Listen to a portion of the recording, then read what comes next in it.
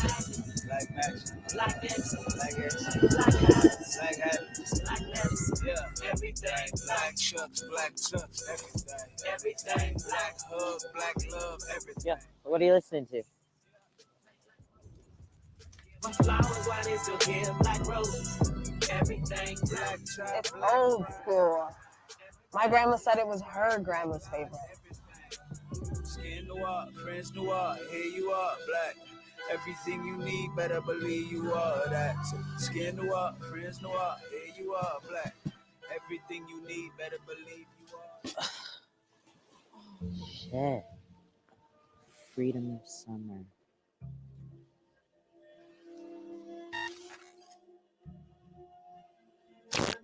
Peace, child. I am your ancestor. Yo. The time has come and gone now. Insane. And though you may not know of us, know that we loved you in advance. We anticipated your brilliance and broke what chains that we could to build the world that you deserve. Tell me, do they teach a Freedom Summer in the year of 2020? Brianna, Titi, we lost so many that summer. So much strange fruit. The pandemics of COVID-19 and police brutality. Something broke open in us. I don't have any words. Our people, we rose up everywhere. Every city, every night. We fought for you, for your freedom. I'll never forget those nights, those streets. 26 million strong. 26 million strong. The empire trembled, and suddenly there were cracks.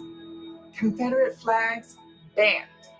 Public safety reimagined. Can't get cops out of school. Workers striking in defense of Black lives. We will say her name. The WNBA, then the NBA. Game after game canceled. Dangerous electeds voted out of office. We tore down the statues of our oppressors. Our people began to dream and fight for a world without policing, a world free of the brutal grind of capitalism. I am somebody, and I deserve. We carried our people to office. With our fists in the air. And cities started passing reparations bills. We wrote our own laws. And you are our wildest, freest dreams. We flooded the streets for you, for your health. For your wealth. We spoke your liberation into being, into law, into land. Child, if our work is not done, if you do not awaken every morning into Black power and Black love, then you must make your liberation whole. We are with you, and we know that you will win. Remember how we fought for you in the summer of 2020 and take back the power. You were our mandate. We have a mandate. And damn it, we gon' do it. Call and response. Call and response. The mandate for Black people in this time. To avenge the suffering of our ancestors. To earn the respect of future generations. And be willing to be transformed in the service of the world.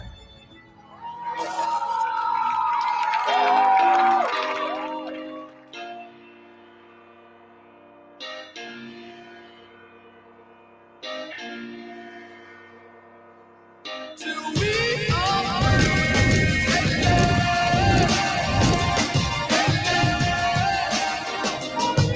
Call and response. Call and response. Call and response.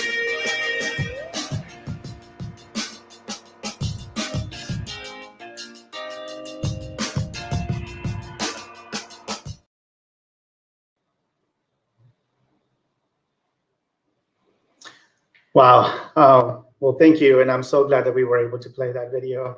And welcome again to the session's closing panel.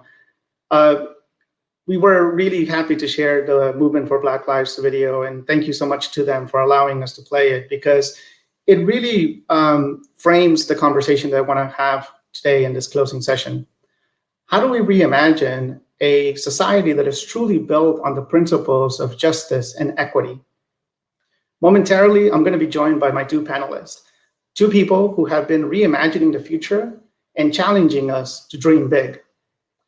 Now, I recently got a promotion to become the Vice President of Policy at Greenlining, and I have to admit to you, sometimes dreaming big, that's a really difficult thing to do. It's difficult to dream big and about a just society because for so many people right now, simply thinking about a better future, well, that feels like a luxury. For a lot of people, just thinking beyond what they need to meet their basic needs, that feels like more than we can muster at this moment. Dreaming, the function of dreaming, well, sometimes that feels like a radical thing to do, sometimes even a selfish thing to do because of the pain and suffering that we're seeing in our people and in our planet. But in my work, in this session and in my new role, I want us to dream big. We have to dream big. Because after more than a year of living in a pandemic that's been devastating for people of color, we now know that simply going back to where we were, that's just not going to cut it. We have an opportunity, and dare I say, a responsibility to make sure that we build back better for our future, for our planet, and for our people. Now, in this session, I want to explore how we can work together towards a vision of a radically reimagined future. And I know that getting there is going to take a lot of work, but the work ahead of us will require that we both have big ideas, but also steady execution towards our collective progress. The work ahead of us is going to require boldness and ambition, but also practice. The work ahead of us is going to require strong leadership, but also strong solidarity. And as Professor Pastor said yesterday, the work ahead of us demands that we have urgency about racial equity, but also patience around our strategy. Now, a just future will not be achieved by simply following one person's vision of that future. Rather, it's going to take coalescing around multiple visions and movements that aligned and collectively galvanize people to demand justice. Justice for our people, justice for our planet, and justice for the future. So without further ado, I want to bring my two panelists onto the stage. Two people who have not only been dreaming big, but they've been doing big things and getting us one step closer to the just future that we all want. So please welcome on the stage Angela Glover Blackwell and Michael Tubbs, my two panelists for today. I'm so thrilled to have you both and really humbled to share the stage with you. Welcome. How are you today? Fine. Happy to be here. I am good. Thank you so much again for joining us. You know, if I feel any nervousness, is because I feel like I'm with two champions of big, bold ideas that are really kind of demonstrating to us what it could look like in a just future. So I actually want to start there. I want to start with, what does it mean to dream big and bold? And Angela, I'll start with you. For years, you've been at the tip of the spear at PolicyLink when it comes to issues of racial justice. And things that are now mainstream in the past, they were seen as radical, like racial equity being a superior growth model. What does radical imagination mean to you, and how do you use it to create the future that we want? Thank you. And I'm so glad that we were able to see that powerful video. That really said so much about something that we're trying to hold on to. It really reminded us of all that we're trying to hold on to.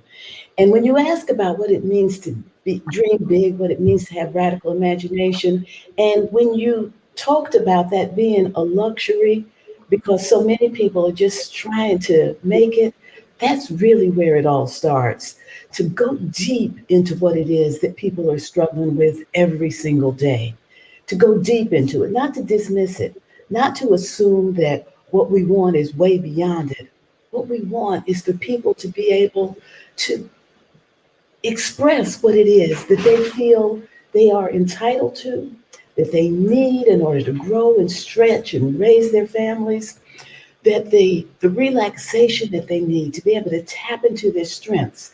And then if you just go with it, don't try to restate it, just go with it and lay out what has to be in place for those simple ideas to be real. And that's when we start getting into big and bold ideas, because so much around us never took that into account. Those of us who are Black and brown and indigenous have lived in a society in which our simple needs have not been taken into account. And when we try to transform the priorities, when we try to transform the systems, when we try to bring forward an image that should be in everyday expectations, we realize that we're stepping to the edge of our imaginations and stepping to the edge of society's imagination. Wow, thank you. I mean, you know, the little steps that you need to take to get to stepping, you know, to the edge of the imagination. I think that that's super powerful. And Michael, I want to turn over to you. You were elected the youngest and first Black mayor of the city of Stockton.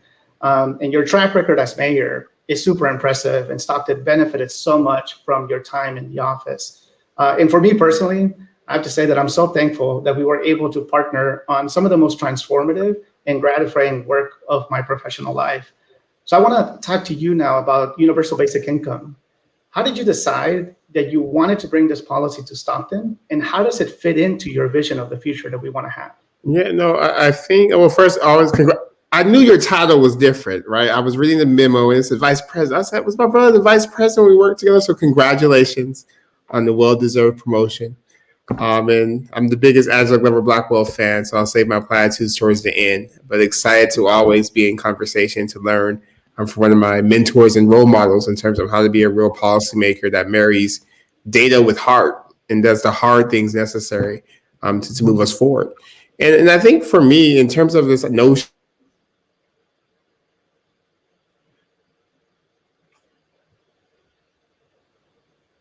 it seems like we may have lost Michael there. Hopefully we can get him back.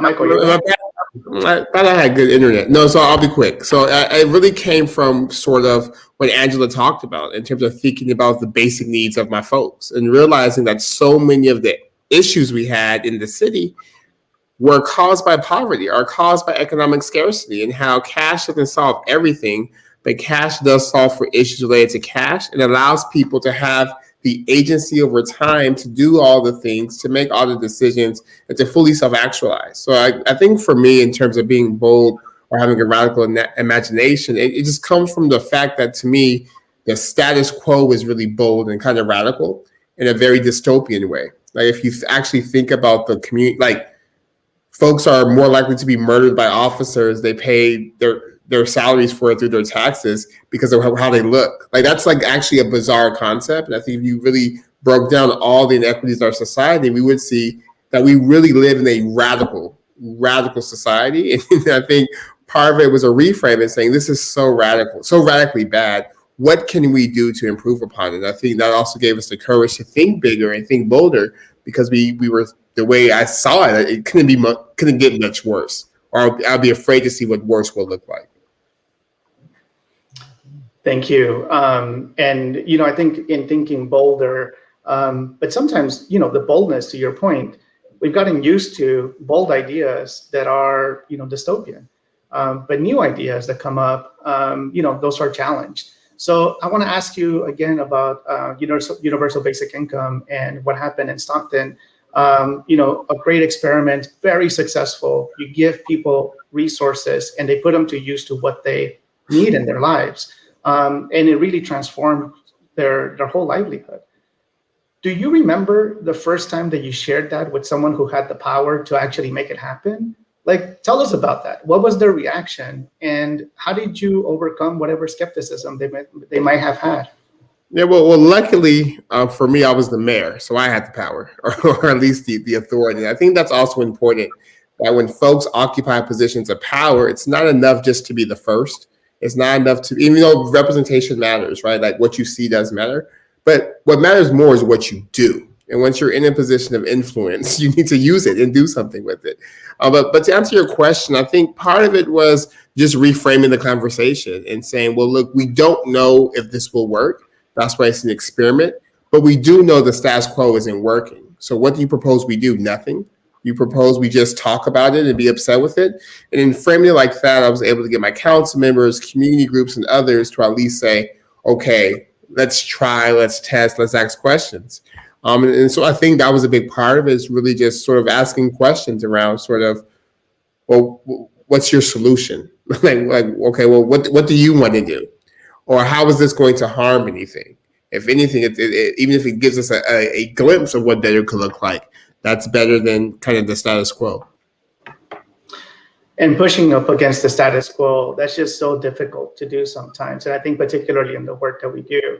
So Angela, I similarly want to ask you about how to overcome skepticism and fear, really, to radical imagination. In my own experience working on racial equity, one of the things that seems to come up often is this idea that our current challenges and problems, they require immediate action. And somehow, racial equity, that's just going to slow things down. So how do you balance what is needed now with creating a bold and equitable vision for the future? And how do you respond to something like that?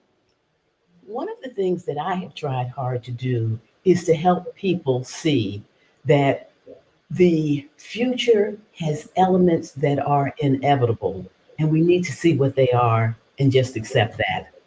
For example, by 2044, 2045, 2043, the majority of people in this country will be of color. Doesn't matter whether you want it or not, doesn't matter whether or not you think it's a good or bad thing, it's going to happen. That horse was out of the barn long ago, and that's just going to happen. We need to accept things that are inevitable. And then we need to think about who's it going to be good for if we make sure that the people who are going to be the future are healthy and able and contributing and feeling ownership over the nation that they have the responsibility for making really powerful. Just draw people into that conversation. This is inevitable. What kind of future do you want? And who do you think is going to put it there? What that does is that helps people to start not being so worried about the two things that you raised. We can't wait on racial equity because racial equity is the only thing that's going to make the future good. If we can't wait on it, that gets rid of the urgency. That gets rid of the sense that you can't do it now and you have to draw it out. You've got to act with urgency because it's coming fast. There's nothing to do about it, and we know what to do. And the last thing that I really tried to emphasize is that it will be good for the people who have been disproportionately targeted, discriminated against, left behind, made vulnerable, and it'll be good for everybody. And to have data to back that up. When we first started talking about racial equity at PolicyLink over 20 years ago, and it was language that people didn't understand, and a lot of people were pushing back on it, and it was disruptive in many ways, I used to talk with the staff and say, don't go out there and tell people we got to do racial equity. Go out there and paint a picture. Go out there and paint a picture of what people want. Communities that are completely open to them. You can go to any part of your community. A workforce that is beyond ready for what the future is going to be. The ability to tap the entrepreneurial spirit of people who are building families and solving problems. Paint that picture and then tell people, now, since I can't tell you to paint that picture for every sentence, we're just going to call it racial equity and move forward from there. So that don't fight with people because they don't understand. help them to understand and have skin in the game, and to build broad, transformative coalitions in solidarity with them. Don't spend all your time trying to get the people who are never going to come along. Because the truth of the matter is, if we get it right, they're going to benefit. And we don't need them to get it right. We need to have the people who have the power and the influence and the imagination to go forward together. I love that idea, and part of the reason why we wanted to start with this video was because we wanted to paint that picture. What would that look like?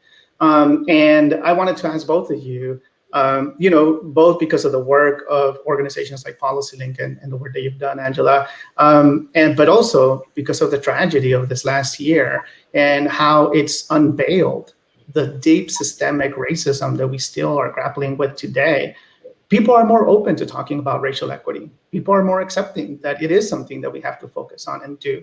And in that openness, I find some hope, but also a little bit of trepidation, because what's next? What do we have to do in order to deliver on that opening? And I don't know if that's something that either of you have been thinking about, but if we do have this window of opportunity, what do we do with it? How can we take advantage of this moment to deliver a more radically reimagined future of the future? Why don't we start with you, Angela? Well, I was going to listen to Michael. I was sitting back ready to listen to Michael.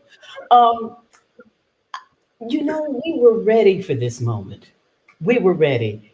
People talk about how a special moment came along. We've been having tragedies for a long time. And while the tragedies of this past year were worse than usual, the pandemic was off the chart in terms of tragic. There have been a lot of tragedies, but we were ready for this one. We had an explanation and a frame and data and analysis for why it was that certain people were more impacted by COVID than others. That we could have predicted, and we did predict, it's going to be people who are Black and brown and poor and isolated. We knew exactly who was going to be hit. We understood the story of why. We understood about the wealth differences and the health differences and the housing differences and the infrastructure differences. We understood about an economy that has been based on throwaway people and vulnerable workers and all of those kinds of issues. So that when it happened, we were ready with a story about why it was happening. But we were also ready with young Black mayors like Michael Tubbs and people like Darren Walker, head of the Ford Foundation. We were ready with academics like Manuel Pastor and others. We were ready with a story. We were ready with people who had institutions behind them, who had money and power beneath them that they could put to it. And so that's important for us to know. This didn't all just happen. That the tragedy happened, but the way that we were able to sharpen the contradictions, to bring racial inequity into sharp relief, and to come quickly with proposals. We don't need to worry about what to do. We know what to do. We've been putting this together all along to push that out. So that's what's made this moment special. And I think that is what's going to stretch this moment into the movement that we need to be able to finally move to a higher platform where we begin to build a nation and build a world that is fully inclusive and equitable. Thank you. Yeah, I agree. Sorry, go ahead, Michael. No, I am just so glad she went first. What is there? The only thing I would add would be, it's been fascinating to me to see sort of just the quickness of the backlash. How in the folks literally tried to overturn the election. Like, we're talking about hanging the vice president of their own party, murdered police officers, all because there is a new administration coming in with a Black woman as a vice president talking about racial equity. So I'm very hopeful in this moment, but I'm also sort of wide-eyed, particularly given the 4 years I just had as mayor of Stockton, understanding that there is also a price to progress, and that we have to be thinking about how do we support our leaders who are kind of in the front lines, doing the work, whether it's in government or philanthropy or in activism. And how do you also make sure that we are putting pressure on political actors, on folks who have votes that determine resource allocations and determine policy? Because Ms. Glover-Blackwell is absolutely right. The issue is not knowing what to do. There are volumes of books and volumes of reports and centuries of speeches that speak to what we need to do. And I think we have a real opportunity to actually do it. It's going to take our continual focus. And I love what she mentioned about turning a moment into a movement, because I think for a lot of people, particularly after the assassination of George Floyd, that was an awakening for a lot of people. It was their first entree into kind of movement work or kind of an awakening. And I think for me, the past year, I've been trying to let people know that there's a difference between tactics and strategy. And what Ms. Glover Blackwell laid out was strategy, about sort of having leaders positioned, about having a story of why, about having an analysis and having solutions. And that's what's needed. And we have to stay focused and understand that it's not going to be a one-time thing. That took us years and decades and decades and decades to get to this point. And hopefully it won't take as long for us to get over the hump, but it's going to take some time, and we have to be disciplined and focused and strategic and not be caught up in emotionalism, although these issues are very emotional because we're talking about sort of quality of life and the ability to live. I just want to add a little bit to the list that I was giving about what we already had. You know, we had a name for Black Lives Matter before George Floyd was killed. Those 3 women who put it out, tapped what so many people were feeling, and turned it into a worldwide mantra for how we're going to flip the society on its head. We had women like Ann Price at the Inside, who was talking to us about centering Blackness. There's a radical idea for you. It takes a radical imagination to say in the United States of America, we're going to come at the policy world by centering Blackness. We had the language of, it's not just that you're not racist, but how do you become anti-racist? All of that place. The PolicyLink Summit in Chicago in the spring of 2018, 3 years ago, we talked about radical imagination and transformative solidarity, and 5,000 people came together with a love fest for social change. And all of that happened before 2020. It's so important to know that foundation that had been firmly built. So the backlash that Michael was talking about, which didn't catch us by surprise, we knew it would come. I mean, we knew it would come. We knew that everything that we were trying to do was going to threaten the status quo, even though the status quo was killing the nation, bringing it down, degrading it. The status quo had nothing good going for it, but we knew that some people felt that that's all they had, and it couldn't get any better than that. So we knew this backlash was going to come, but look at the base that we had. I'm hoping the base will be strong enough to withstand it, but I'm not so naive to not expect that we might have some deep slippage, but we will come back. We are never going back to the status quo that existed before we began to build a new world. That's right. Absolutely. We're not going back. And, Greenlining and a lot of my colleagues were there 3 years ago in Chicago at the PolicyLink conference. And it was amazing just to see everybody come together and ask for what seems to be basic things. We just want healthy places to live in. We want clean water and clean air. We want good jobs. We want respect and dignity. But somehow the status quo makes that seem as though there are radical things. Like that's something that can't be achieved. And at Greenlining, we published last year our own vision of the future in the Greenline Economy Guidebook, which is about how we move away from a redline economy into a greenline economy that works for people, planet, and prosperity. And the ideas included in it, they're not controversial. We want a cooperative economy. We want a regenerative economy. We want a democratic economy, a non-exploitive one, and an inclusive one. But somehow, some of the status quo hear that, and they're really threatened by it. So I actually want to move into asking about what people think are really radical ideas. So Angela, I kind of want to start with you and ask about abolition. Why is abolition from police such a controversial topic and often seen as too strong of a step or a concept to take? It's a perfect example of radical imagination and how it can be so instrumental in moving people to a different place. I remember so vividly the first time that I heard abolition in relationship to police. I was attending a conference. It was a civil rights conference, and I was there early as I like to be in a conference so I can hear what other people have to say. And a panel of a few young people, activists, went before me and they said, we need to abolish the police. I looked up and I thought, what? That was my reaction. What? Abolish the police? And so I perked up and I listened. I listened hard, and they said a lot of things that made sense. And I'd been working on police reform for more than 25 years at that moment. So it was like I had played with a lot of ideas, but that was not one I had played with. So I went back to PolicyLink and started talking with my colleagues. And we said, yeah, we got it. When we talked about it, we got it. We understood because we had worked so hard on police reform. And we had seen how different training didn't work, how hiring different people didn't work, how community oversight didn't work, how being able to have body cameras didn't work. And so it wasn't hard for us to see we need to try something completely different.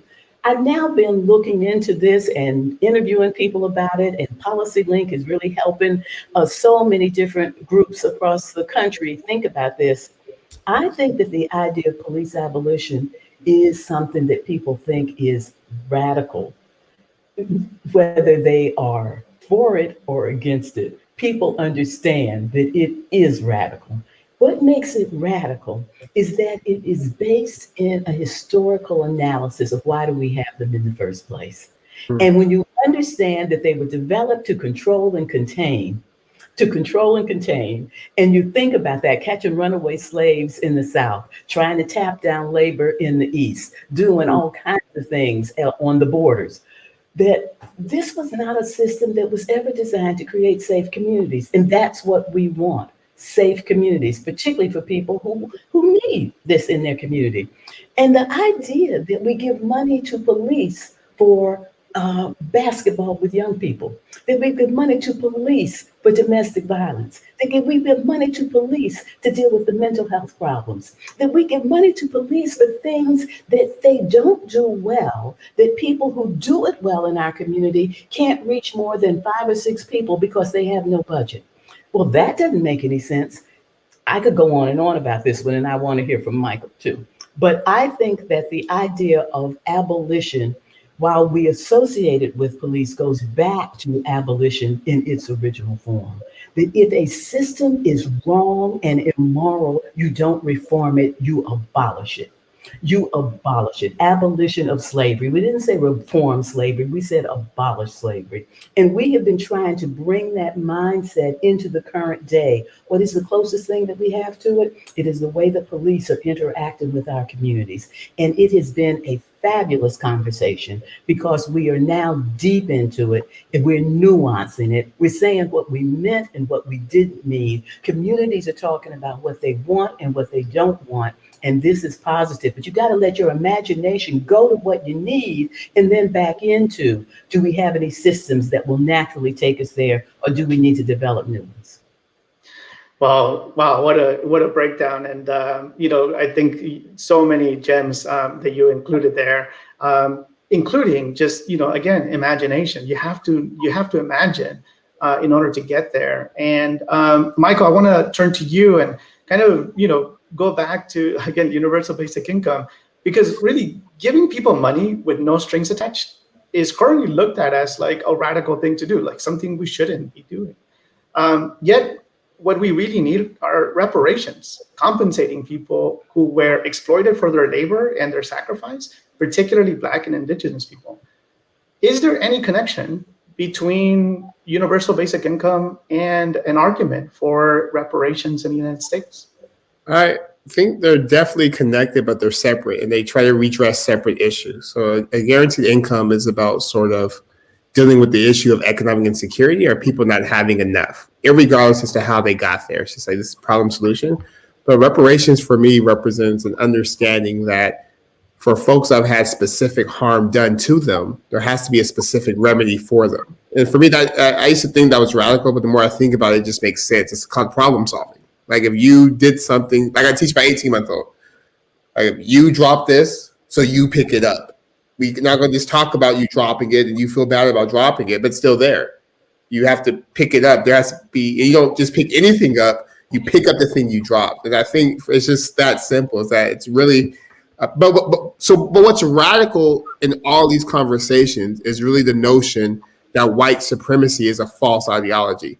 That's what's radical, because I think everything else makes sense in terms of why it's radical when you realize it's a departure from this notion that white people are superior, that white ideals are superior, that white people deserve to live in a different world with a different set of rules, different set of norms, different set of relationships with institutions than everyone else. Because I think what we're talking about, we see oftentimes, at least in middle class and upper middle class white communities. When I was just in Brentwood visiting some friends, and what I saw there was just, it was like, oh my gosh, like the lawns are perfectly manicured, schools really good, folks were wasn't a hot spot for COVID.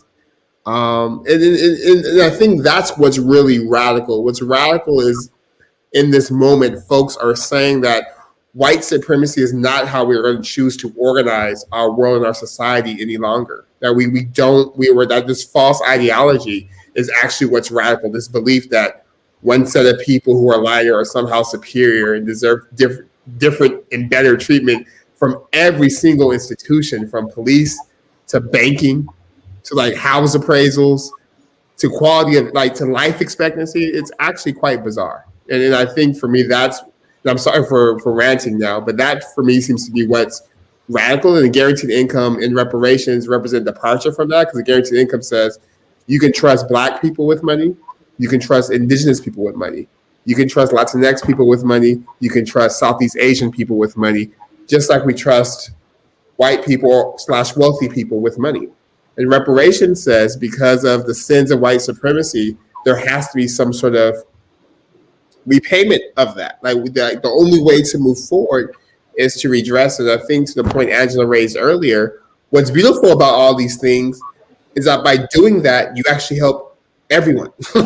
Everyone's actually better off when everyone's better off. So I think what's also radical in this moment is figuring out how do we message and talk and language in a way that feels accessible for people, so people buy into this vision. And I think Angela should, because even on the point of police abolition, I was listening and I was like, oh my gosh, I'm further there's no way, but now I'm like, I'm texting my friend now, send me some readings on police abolition so I can understand. But it's because of the way Angela messaged it in a way that said, oh yeah, that actually is aligned with my values, actually is aligned with how I view the world. I need to be more educated. So yeah, all right, there's no end there, but that's my answer. Could I add one thing about the hierarchy of human value? That the hierarchy of human value predates the founding of the nation. That the genocide of indigenous people was for the purpose of stealing their land and being able to have a mindset that it was okay to do that because the hierarchy of human value. That human bondage of African people was for the purpose of stealing their labor. An economic benefit justified because somehow we've got a hierarchy of human value and African people were low down on it. But the hierarchy of human value is so pervasive in this nation that it has definitely gone outside of just being people who are white and then people who are of color. When COVID started, we were having no trouble. We actually had to put the skids on a conversation about let the old people die. And when you talk about letting the old people die, while there are old people who are Black and old people who are Latinx, there are a lot of old people who are white in America. 80% of those people who are 65 and over in this country are white. So we start about talking about letting them die. That was a hierarchy of human value that you could apply. When you looked at what happened with people who were out of work and white in the opiate crisis, that it was fine. The economy didn't need them anymore. For people, for economic reasons, just let them do opiates and just do whatever. A hierarchy of human value. Like everything that is manifest in an extreme way for people whose skin is dark, It is here and it is hurting everybody, and it can jump up and hurt you tomorrow, no matter who you are. That Black liberation, while it may say Black liberation, is the only true path to liberation. Because when we get it right for those who have had an extraordinary tough time in this country, because the worst of the country is worse as it manifests for them. You go to that place and you fix it for them, and you fix it for a whole bunch of people, which is why I so embrace transformative solidarity. We have got to be in solidarity with Indigenous people, with Asian people, with Latinx people, with Black people, with white people who are poor and suffering, because we are all suffering because of that hierarchy of human value, which is controlling the institutions that we have to correct, because that is not who we're going to be going forward. It's just not. Wow, that's super powerful. And it's the first time that I hear a hierarchy of human value, but I think it speaks to so many different layers of this conversation. And I think it really poignantly points out that it's beyond even just, white supremacy. It's gone stretched far beyond that. And I think to me, that speaks to just, ideas combined with power, combined with money, really can take something that could be either really beautiful or, in this case, really damaging. And I think right now we're in an economic system that puts us on that hierarchy of human value. And whoever is not productive for our economy is seen as someone who is dispensable to the system. So I think that's thank you for sharing that. That's incredibly powerful. We're running out of time. And of course, as always, we'd love to stay in more conversation with you, but I do want to talk about transformative solidarity. Mm-hmm. So if we paint a good picture, if we use the right message, how do we use transformative solidarity to help us achieve that vision of a just future that we want to have? And Angela, if you wouldn't mind getting us started. I want to hear Michael talk about transformative solidarity. No, I think particularly given the last answer, when we talk about transformative solidarity, it's really a manifestation of what all of our civil rights heroes called for in terms of this idea of a beloved community, right? It's about an understanding of, an evolved understanding of what it means to be a human being, in terms of this idea of mutuality, in terms of this idea that even if I'm not personally impacted, because it harms you, it can harm me. And I care, right? Or even if it will never harm me, I still care. But I think part of it is really sort of allowing folks to see each other horizontally versus like vertically, or looking down, in terms of like the issue is not the person to your left or to your right, or the issue isn't this person you've conjured in your head as the problem. The issue is really not people at all. It's structural. And it's sort of the belief or the embodiment of lies we've been taught about who's worth more and why. So I think, as Angela said earlier, just like racial equity is the only way forward, transformative solidarity, particularly in a multiracial, messy democracy, is the only way forward when we don't allow anybody to be targeted, when we're not happy being in relatively better position than said group here or said group here. But we all are demanding a baseline level of human dignity and demanding to be treated as such, and demand that everyone who is here is treated as such, is only going to be the only way, because we'll continue to see divide and conquer and pitting and having some sort of hierarchy until, like Angela said so emphatically last question, that we're not doing that anymore. We're going to abolish that as well. Yeah, I agree with all of that. It's moving through allyship, which I appreciate that people want to be allies, but moving through allyship to ownership, that if it is hurting you, it is hurting me. It is my problem. It is the thing that energizes me. There's no difference. There's no daylight between the suffering of others and my own suffering. But when we get to that point, then we can really build a movement that will not be penetrated by all of this backlash, that we will move forward. And that's why it becomes so transformative, because we're transforming ourselves. That I recently did an interview with Adrienne Marie Brown, who talks about pleasure activism, and she quotes Grace Lee Boggs to talk about that we have to transform ourselves to transform the world. That actually get to the basics. It's actually your first question you were asking us, that why do these things sound so radical when they are so basic? Those basics aren't just the basics for people who are without. They're the basics of what we get up every day wanting for ourselves, which unites us all. We want to be respected. We wanted to be able to live and work with dignity. We want to be able to provide for our families, be part of communities. They're our basics, and it unites us, but we have to be activists around that united value. We have to be activists around it. And that's the transformative solidarity. Wow. Well, I could be speaking to you all for hours and hours about this, but unfortunately our time has come to a close. Michael, Angela, thank you so much for joining us today. It was really an honor to share the stage with both of you. Good luck with everything that you have going on, and please continue to paint that beautiful picture of a just future for us, because we want to be in transformative solidarity with both of you. Thank you so much for joining us today. My pleasure. Thank you, guys.